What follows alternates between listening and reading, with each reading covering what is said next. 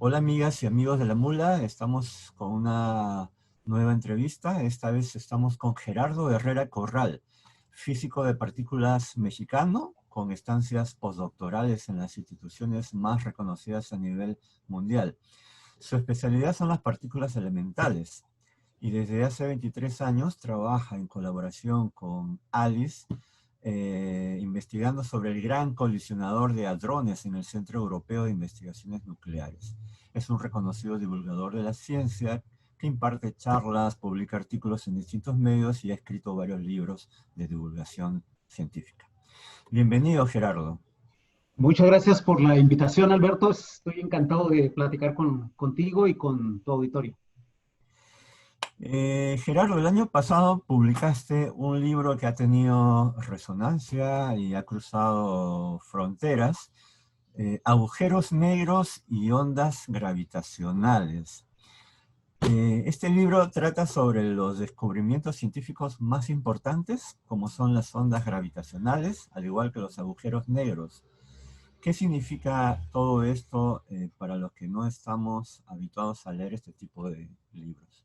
Sí, sí, efectivamente, la editorial Sexto Piso publicó recientemente este libro que tiene por objetivo explicarle a la gente de qué se tratan estos hallazgos que están haciendo líneas en los periódicos.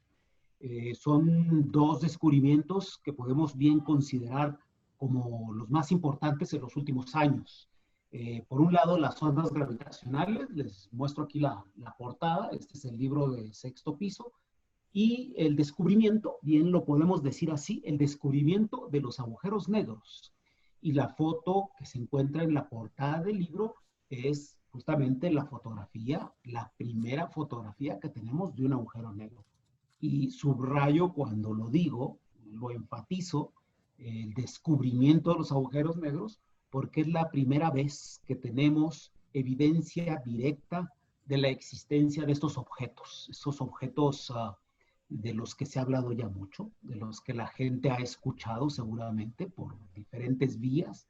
Los agujeros negros, los hoyos negros, son estos objetos que se encuentran en el cielo y que recientemente, hasta el año pasado, eran objetos especulativos, aunque teníamos evidencia indirecta de su existencia. Ya teníamos una evidencia indirecta o varias evidencias indirectas, realmente no teníamos la evidencia directa. Y esa fotografía que les acabo de mostrar, que se encuentra en la portada del libro, esta imagen, que estrictamente hablando no es una fotografía, pero metafóricamente sí, es la primera ocasión en la que tenemos la imagen de este círculo negro al que los físicos llamamos horizonte de eventos. A este círculo negro lo llamamos así. Y tenemos por primera vez la imagen del horizonte de eventos de un objeto de este tipo, de manera tal que tenemos por primera vez una evidencia directa y en ese sentido hablamos del descubrimiento de los agujeros negros. Como tú dices, ha habido mucha especulación, películas, ciencia ficción en torno a los agujeros negros, ¿no? Pero ¿qué Sí. dicen estas evidencias? ¿Qué dicen estas investigaciones acerca de los agujeros negros? Ya, sin especulaciones.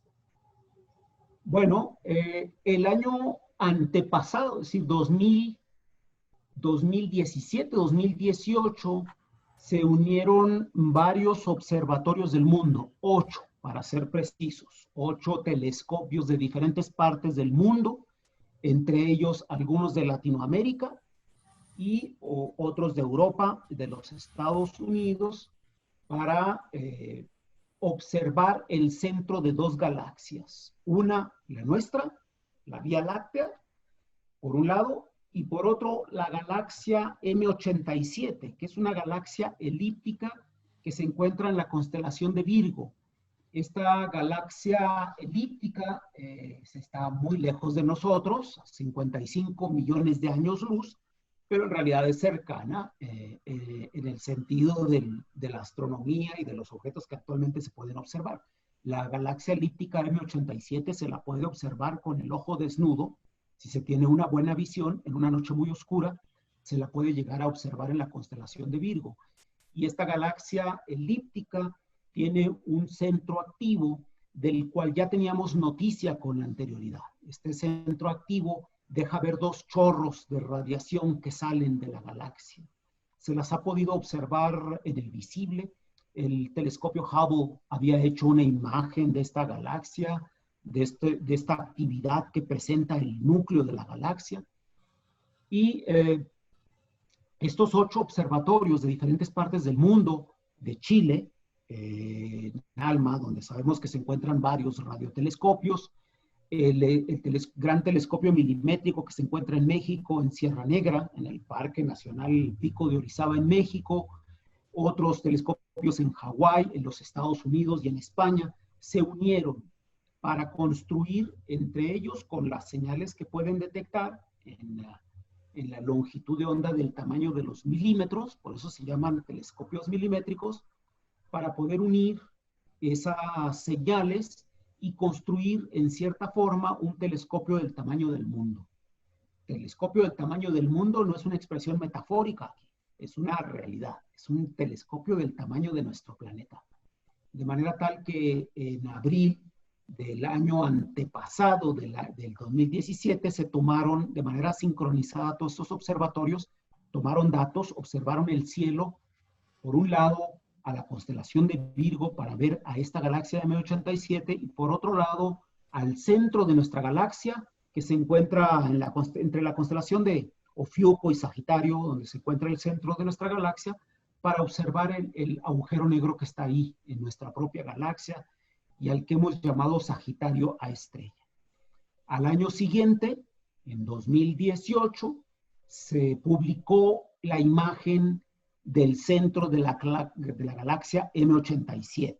Y esa fue una fotografía extraordinaria, es una fotografía que por supuesto le dio la vuelta al mundo y que, como decíamos, es esta imagen que yo considero es una de las imágenes, de las fotografías más impactantes en la historia de la ciencia. Es la primera imagen del centro de la galaxia elíptica M87, que es un agujero negro que tiene 6.5 millones de veces la masa de nuestro Sol.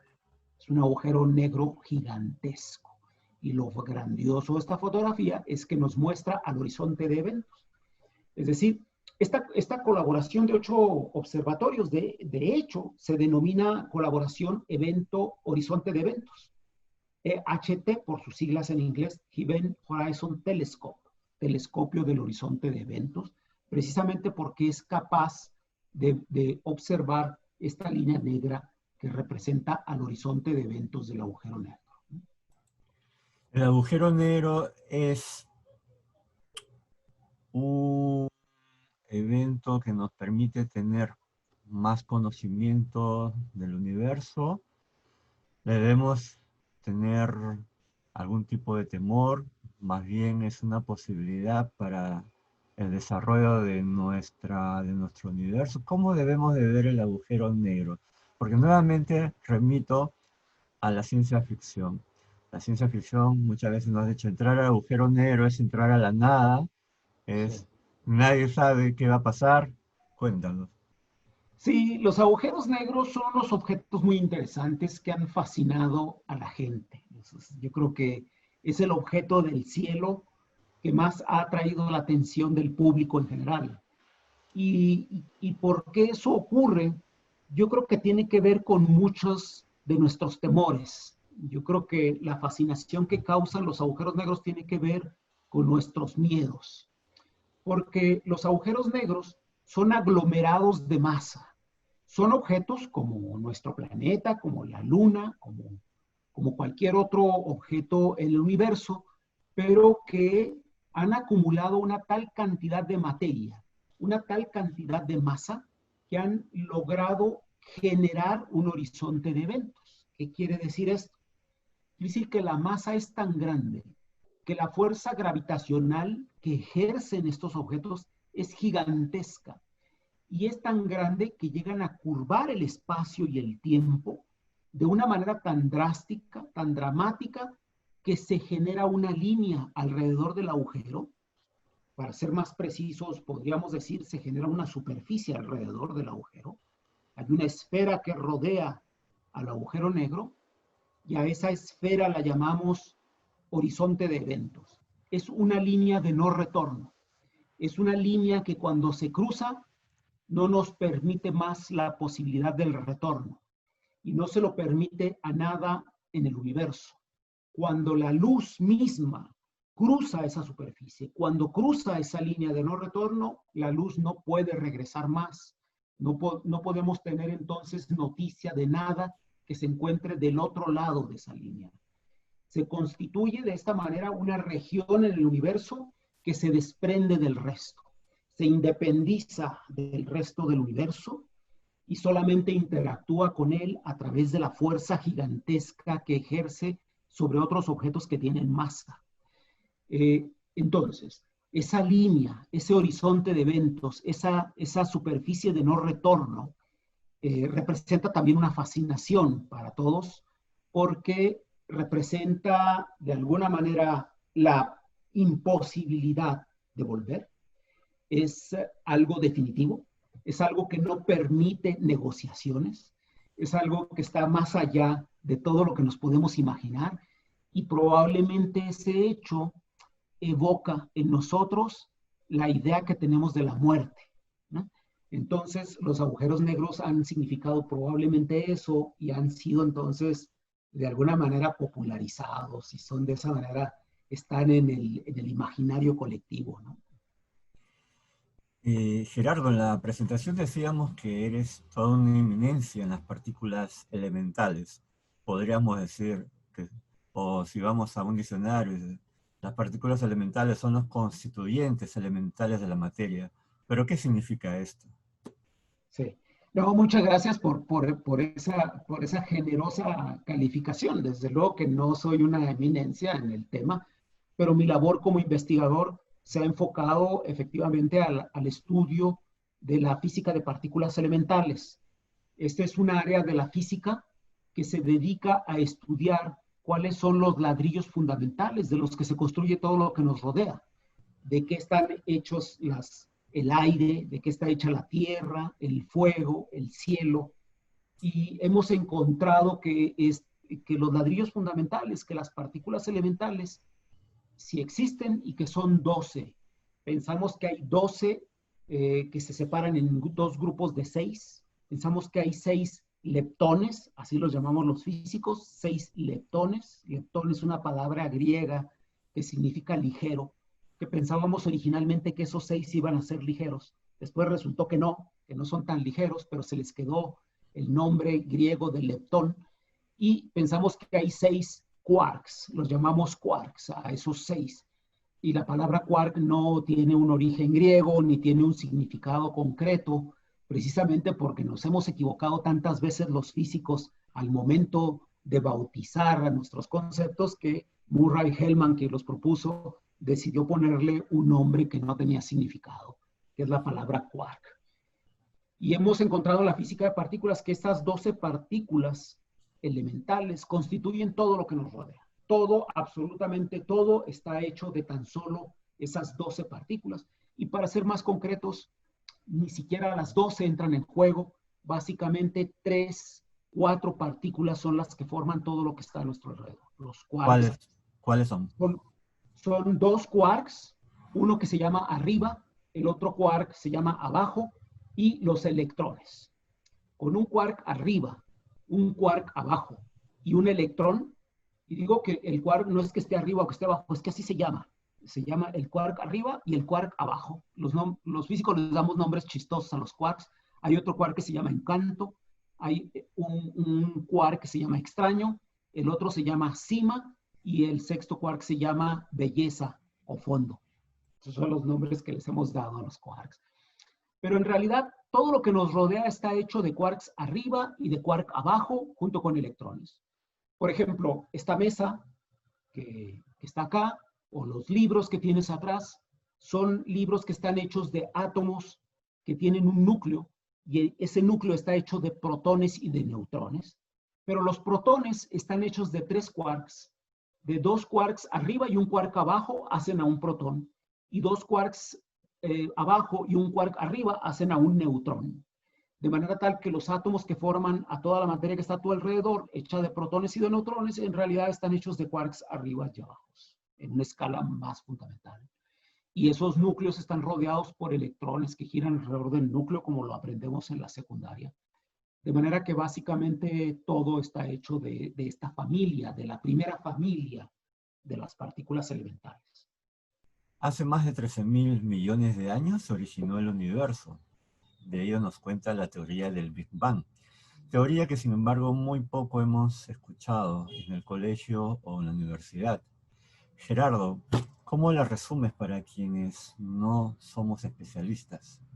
Sí, hace 13.800 millones de años pensamos actualmente los físicos que se originó el universo.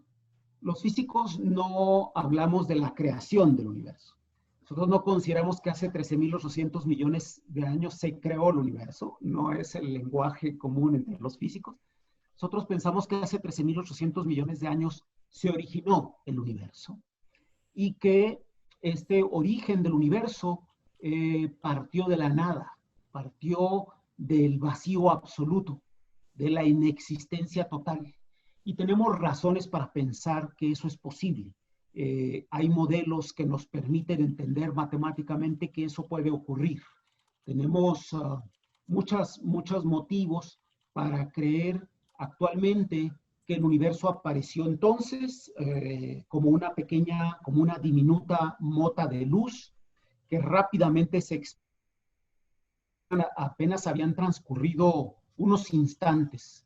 Y con unos instantes quiero decir muy breve instante, de 10 a la menos 35 segundos, es decir, un punto seguido con 34 ceros y un 1 de segundos.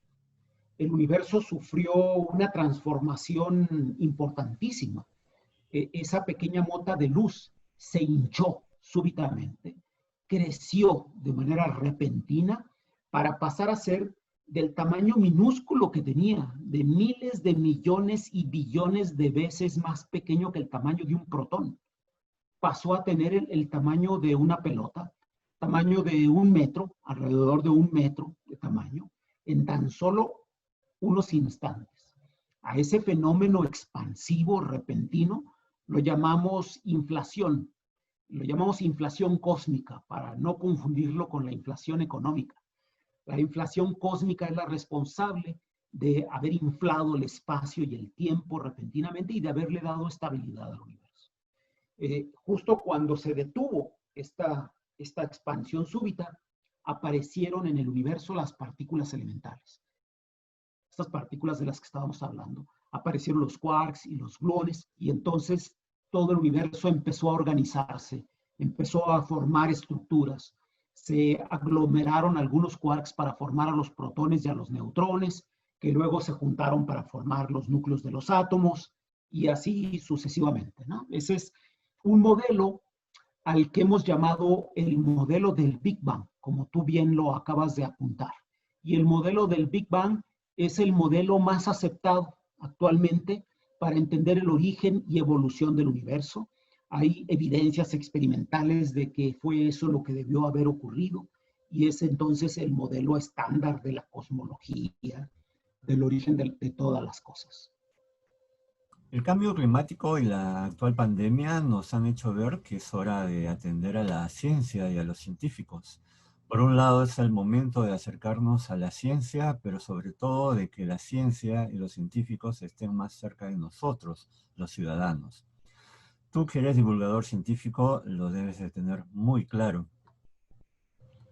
Sí, efectivamente, yo creo que la comunidad de investigación, los investigadores, los científicos, debemos hacer un esfuerzo por platicar con la gente sobre las actividades que realizamos. Yo lo he venido realizando, esta actividad divulgativa, desde que comenzó mi carrera como investigador, hace muchos años ya, casi 30 años. He tratado de escribir textos en revistas, tengo columnas en los diarios y he escrito libros, doy charlas, no porque eso sea una parte importante de mi carrera o de mi trabajo, de hecho eso no se considera de manera seria en mi carrera como investigador, pero lo hago porque creo que es importante que la gente se entere de la manera como los recursos públicos, los impuestos que ellos pagan, se utilizan para el avance del conocimiento, por un lado, pero también porque es importante que la gente esté informada. Y el que la gente esté bien informada es importante para mantener una vida cívica sana, para mantener a nuestros países en la línea de las democracias, en una sociedad participativa y que pueda entender mejor el mundo, que podamos todos entender mejor qué es lo que está ocurriendo. Y como bien apuntas, una circunstancia desafortunada que nos vuelve a recordar la importancia que tiene el estar informados es el de la pandemia. Efectivamente, estamos sufriendo todos las consecuencias de un virus tremendo que nos ha puesto a las sociedades en general en todo el mundo a pensar y a repensar en el valor que tiene entender la realidad y ver la manera de ir resolviendo los problemas que se nos presentan, ¿no? Y yo creo que la pandemia ha servido, por lo menos en ese renglón, la importancia que tiene la investigación científica en los laboratorios para la elaboración, para la comprensión del virus y la elaboración de fármacos, por un lado antivirales y por otro lado una vacuna que nos permita salir adelante, ¿no? No obstante esa realidad y saber que es necesario acercarse a la ciencia, algunos gobiernos latinoamericanos desafortunadamente no apoyan como debiera ser a la investigación científica, como es el caso de México, y no sé si tienes una mirada acerca de América Latina. Sí, ha sido siempre para la comunidad científica de nuestro país una lucha constante por poner de relieve la agenda científica y tecnológica en México. Nunca logramos en la historia de este país alcanzar ni siquiera un 0.5 de porcentaje del Producto Interno Bruto como inversión a la ciencia. Nunca lo logramos, a pesar que desde hace ya varios años, desde hace ya casi diría 15 años, que se encuentra en la ley establecida la inversión pública del 1% del Producto Interno Bruto a la ciencia y la tecnología.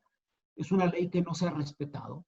No tenemos esos niveles de inversión a la ciencia y la tecnología en México y seguimos sufriendo por la falta de recursos, por la escasez de equipos, por la por la escasez de plazas en instituciones públicas de educación y de investigación y por el poco interés que existe por parte de los políticos en la ciencia y la tecnología. Yo creo que en Latinoamérica hay países que lo han hecho mucho mejor que México. Tenemos países que invierten considerablemente más en ciencia y tecnología. Un caso de ellos es Brasil. Brasil ha invertido de manera más constante y de mejor manera que México en ciencia y tecnología, aunque seguramente también se tienen carencias. Tenemos países como Cuba, que ha realizado también una inversión considerable en la parte de salud y en la parte de investigación científica, sobre todo en biotecnología, en las ciencias biológicas. Y tenemos algunos otros, como Costa Rica, que han ido poco a poco incrementando sus inversiones en esa dirección. Hay, por supuesto, casos como Argentina y Chile, que también hacen sus esfuerzos, pero creo que en general el continente latinoamericano, sobre debajo del río Bravo, tenemos una tradición muy corta, muy muy breve en nuestras historias de confianza y de tradición a la ciencia y a la tecnología. Pero es algo que tenemos que desarrollar y es algo que pues no va a tener ninguna otra opción más que la de seguir impulsando, yo creo, a través de la divulgación científica, a través de comunicarse con la gente, el demostrar la importancia que tiene la actividad académica, científica y tecnológica para el bienestar de nuestros países. Amigas y amigos de la Mula, ha sido Gerardo Herrera, físico de partículas mexicano, y como él dice, el papel de la ciencia es importante en todo lo que vivimos diariamente. Recuerden, sin ciencia no hay tecnología, sin ciencia no hay futuro. Muchas gracias, Gerardo. No, al contrario, muchas gracias a ti, Alberto. Encantado de conversar con ustedes.